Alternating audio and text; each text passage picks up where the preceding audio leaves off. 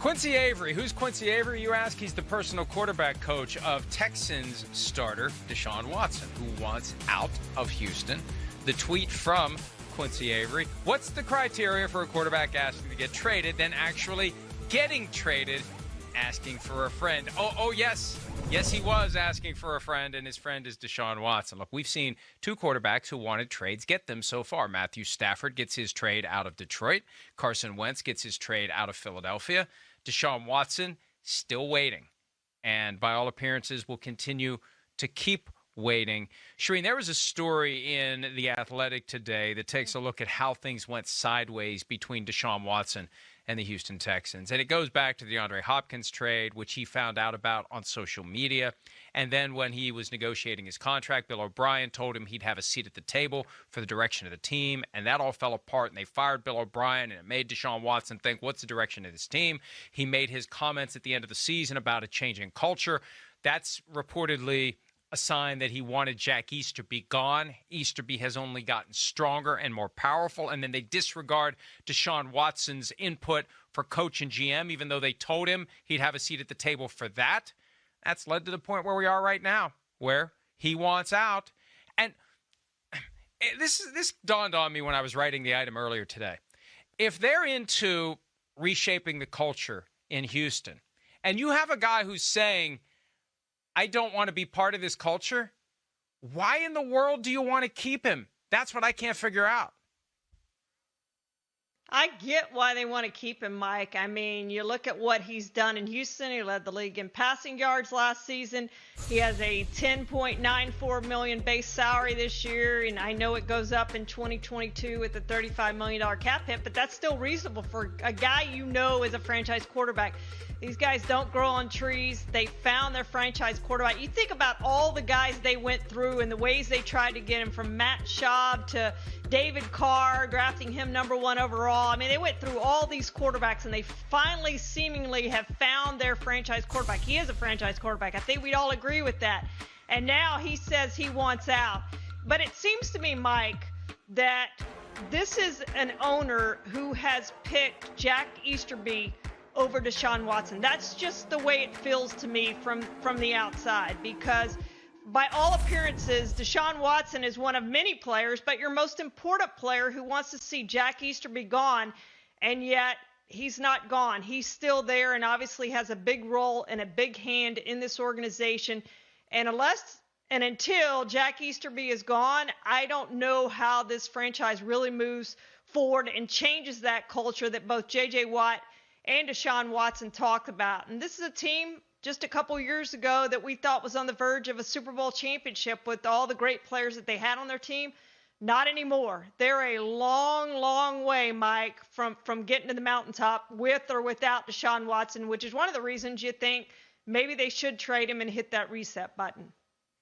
Well, and I think that the biggest problem right now for the Texans is they don't know how to properly figure out what's in their best interest. Obviously, picking Watson over Easterby is in their best interest, but Cal McNair refuses to do it. Easterby has some kind of hold on Cal McNair.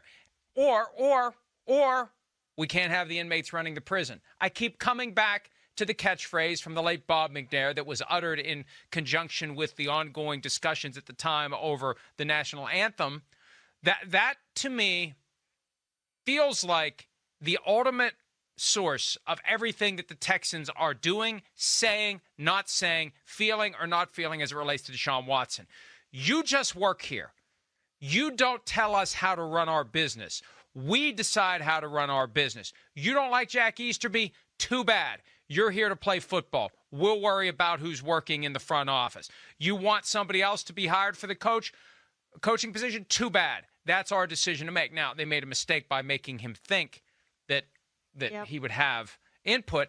And see, that's where they've screwed up. You have to have a relationship with your employee where you communicate effectively, where you let him know. You know his relationship with DeAndre Hopkins. You don't let him find out on social media that DeAndre Hopkins has been traded. You make a phone call. Hey, Deshaun, we just want to let you know what's going down here, and here's why we're doing it, and we're doing it. We didn't want you to find out on social media. How dumb is that to not reach out to the most important employee in your organization with a 5-minute phone call?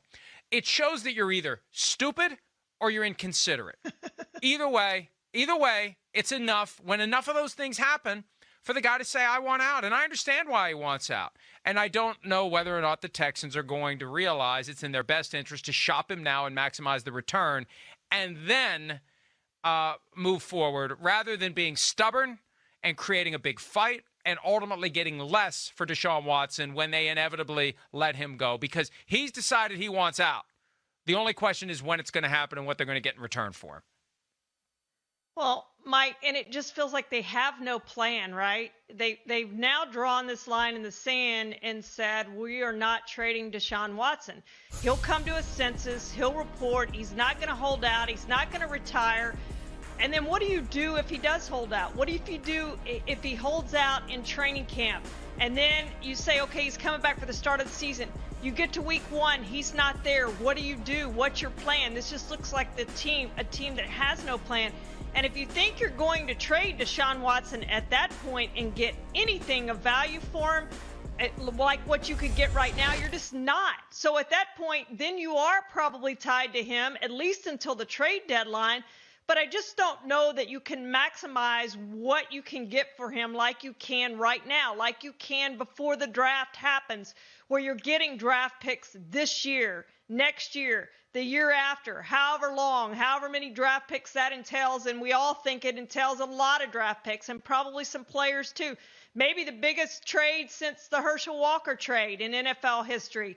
But they'll get a lot from Deshaun Watson if they move on him between now and the draft. If they wait, like I think they're going to wait, they're either not going to have him and he's going to sit out the whole entire year and they're not going to trade him, or they're going to trade him during the season or right before the season starts and not get what they could get right now. I just don't see a good plan in place, and I see this organization screwing it up as it stands right now.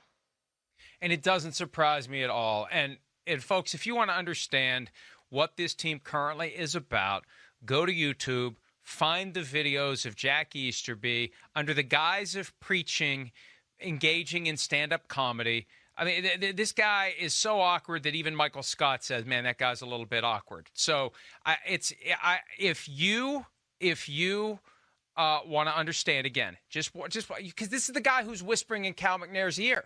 This is the guy who is setting the decisions and creating the culture and helping Cal McNair decide what he should and shouldn't do. And I just think they're completely misreading it.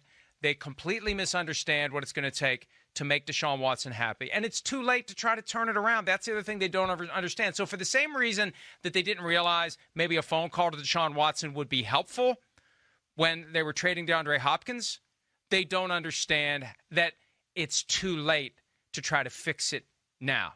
And just standing back and saying, he'll come around. He'll be fine. He loves football too much to sit out. And then when he sits out, they're like, oh, well, didn't see that coming. And I think that's where this is going to go. And it's unfortunate for Deshaun Watson, but by all indications, he's dug in. He doesn't care. If he has to pay back money, he'll pay back money. Because eventually he's going to play football again.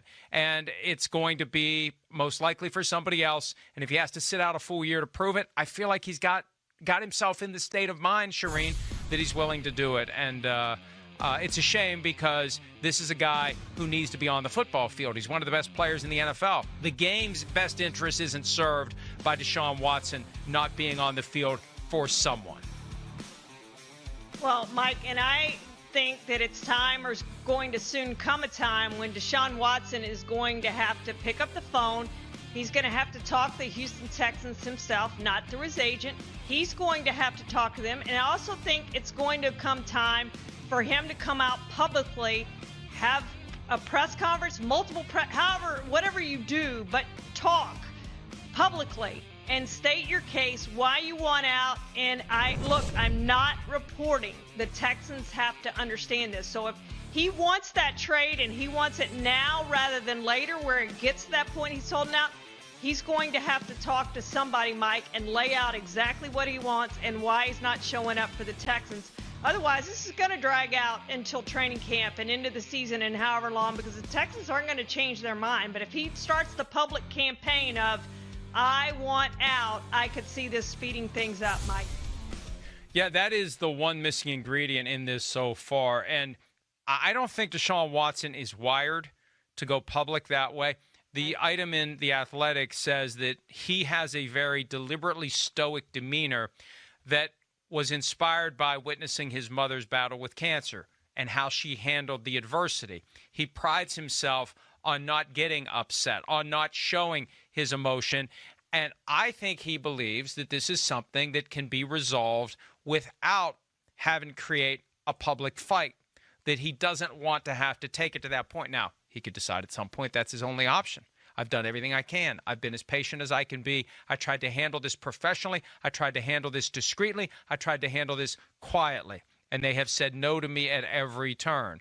And you're right, at some point, he and his agent, David Mulugeta, need to have a plan for him to do a sit-down with someone who can ask him all the appropriate questions and some tough questions, but it gives him an opportunity to say in his own voice, I do not want to play for the Texans, and I love the people in Houston.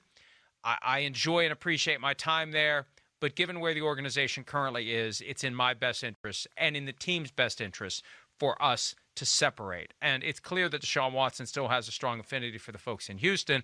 Aaron Wilson of the Chronicle pointing out today that Deshaun Watson provided meals to Houston police officers to help those in need during this Arctic blast that has ravaged the city and the state. So, Deshaun Watson has always been like that, and he's always been looking to help, and he's always been a great member of the organization and a great member of the community. But that's what makes it so unfortunate that the Texans so badly misread the relationship, so badly misplayed the relationship to get to the point where this guy wants out. You should never let it get to the point where your franchise quarterback, one of the best in the game, conscientiously decides, I don't want to play for this team anymore. That's the tragedy for the Texans, that it got to this point. And now that it's there, they just need to accept it and make the best decisions moving forward. And, the great thing about it from Deshaun Watson's standpoint, I have friends and family who are season tickets holder there. They already believe that Deshaun Watson is gone, that ship has sailed, the bridge has been burned down, he's not coming back. They don't blame Deshaun Watson. They blame Jack Easterby. They blame Cal McNair. And that's how it's going to be, Mike. No one in Houston is going to blame Deshaun Watson for this when he does get traded. And I think we both believe he will eventually get traded whenever that happens. But at some point, he will get traded. They are not going to blame Deshaun Watson for this. They are going to blame ownership for this.